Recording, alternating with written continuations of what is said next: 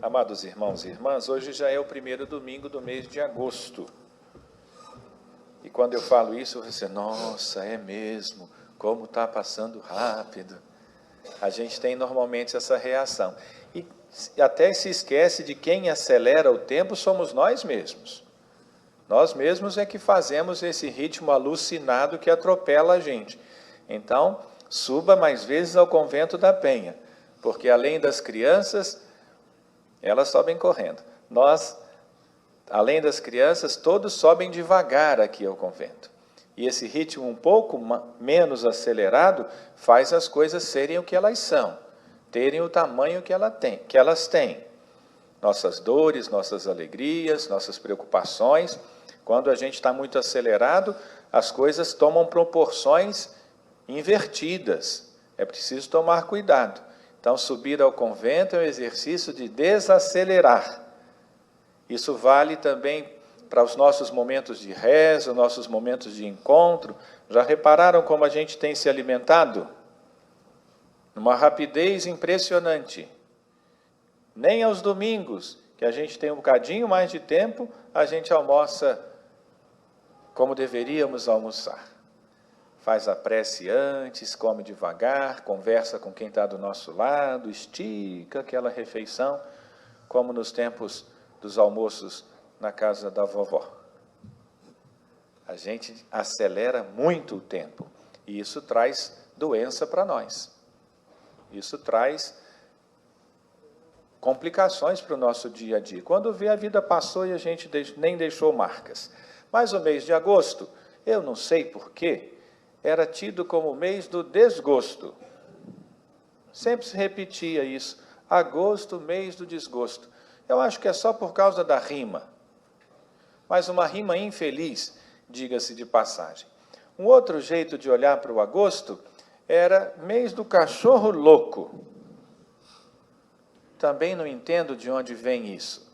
E ainda bem que há muito tempo, alguém depois da missa me explica o que é o mês do cachorro louco. Eu sei que aqui é o tempo das ventanias, agosto venta muito, e hoje já é uma prova disso. Isso sim, é um fenômeno da natureza. Mas agosto, há muito tempo, com a graça de Deus e o ensinamento da igreja, passou a ser o mês das... Eu imaginei que vocês fossem responder todos em uníssono, vocações. Agosto é o mês das...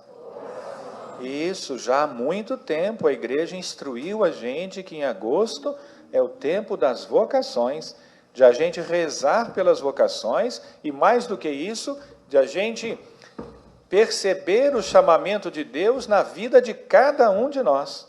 Porque quando a gente diz vocações, nós corremos o risco de imaginar que é o mês dos seminaristas, das moças que querem ser freiras. Mês das vocações é o mês de toda a igreja.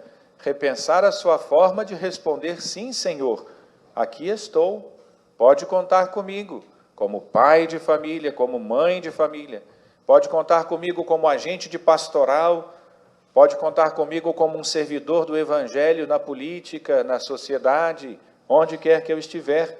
Eu quero ser servidor do Evangelho. Eu quero ser presença viva do Evangelho nas periferias existenciais e nas periferias geográficas do nosso mundo.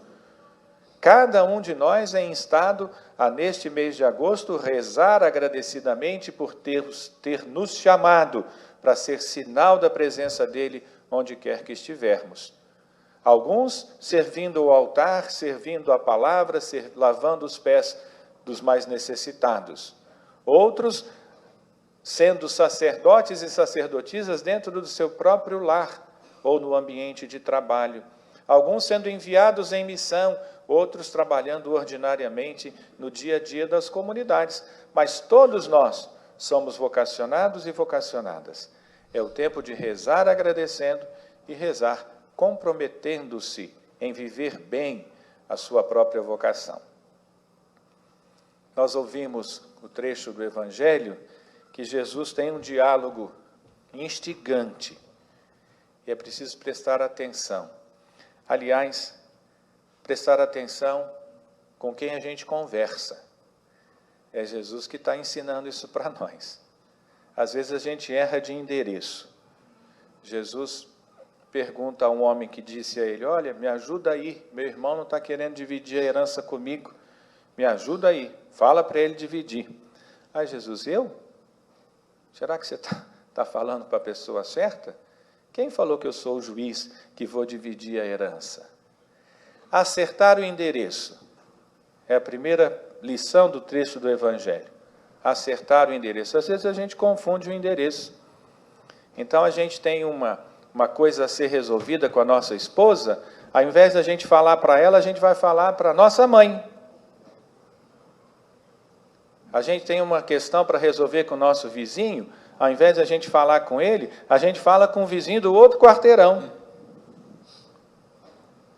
Tem um assunto para ser resolvido com um colega de trabalho, a gente vai falar com o chefe do colega de trabalho. Errou o endereço. E normalmente, é também isso. Às vezes a gente tem coisas a dizer para aquelas pessoas que convivem no nosso dia a dia, a gente vem dizer para o frei no confessionário do Convento da Penha. Acertar o endereço. Se a gente quer, de fato, promover o entendimento, tem que falar com a pessoa certa. Senão, isso só aumenta o desentendimento. Só gera mais confusão. Então, Jesus está dizendo assim, olha, eu não sou juiz disso aí. Pelo contrário, as coisas que eu falo são coisas com gosto de eternidade. É preciso que a gente entenda isso. Normalmente a gente apresenta alguns problemas a Deus que nós mesmos podemos resolver. Eu vou ao Convento da Penha pedir mais paciência. Deus já te deu paciência. É só usar a paciência. Deus já te deu entendimento. É só usar o entendimento. Então peça para Deus que Ele vai poder te dar discernimento e força e coragem. Empenho para fazer aquilo que Ele já lhe deu. Então, acertar o endereço é o primeiro passo. É o primeiro passo. E aí Jesus, para não deixar ninguém, na expressão usual, deixar no vácuo, é assim que a gente diz, né? Não me respondeu nada, me deixou no vácuo. Então, para Jesus não deixar ninguém no vácuo, Ele fala, não sou eu que tenho que responder isso aí não. Mas, presta atenção. Presta atenção onde você está colocando os seus pés. Presta atenção onde você está empenhando o seu esforço. Presta atenção naquilo que de fato está ocupando a sua vida. Existe um pensamento de alguém do Oriente que diz assim, a gente consome nossa saúde para juntar dinheiro. Depois consome todo o dinheiro para cuidar da saúde. Que inversão é essa? Que escolhas são essas que fazem a gente gastar toda a nossa boa energia para acumular coisas? Em função de quê? Evidentemente que não se trata aqui de nós vivermos na preguiça. Deixa para lá, é assim mesmo, nada disso. A vida exige de nós empenho. A vida exige de nós empreendimento. É verdade. A gente precisa de ser ativo, construir coisas e se levantar até contra as injustiças quando a gente vê nessa nossa sociedade montada no tripé, ou melhor, no fundamento do egoísmo, as pessoas só vão juntando e ficam ricos cada vez mais ricos e pobres cada vez mais. Isso é uma injustiça. Nós devemos nos levantar contra isso. E a nossa posição, então, não deverá ser a mesma de repetir o acúmulo das coisas, que o acúmulo gera injustiça. É necessário que a gente se empenhe para ter o mínimo de conforto, ao menos. E que todos tenham, ao menos, o mínimo necessário para viver com dignidade.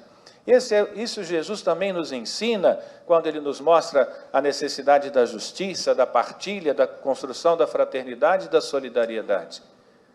Mas o que passa disso é avareza, é ganância. O que passa disso é soberba. O que passa disso é aquilo que consome as nossas boas energias e, ao invés de nos apresentar o sentido pleno da existência, desfigura a nossa imagem e semelhança do Senhor. Presta atenção. O que eu tenho feito das minhas escolhas? O que de fato move os meus passos? Qual é de verdade a minha vocação?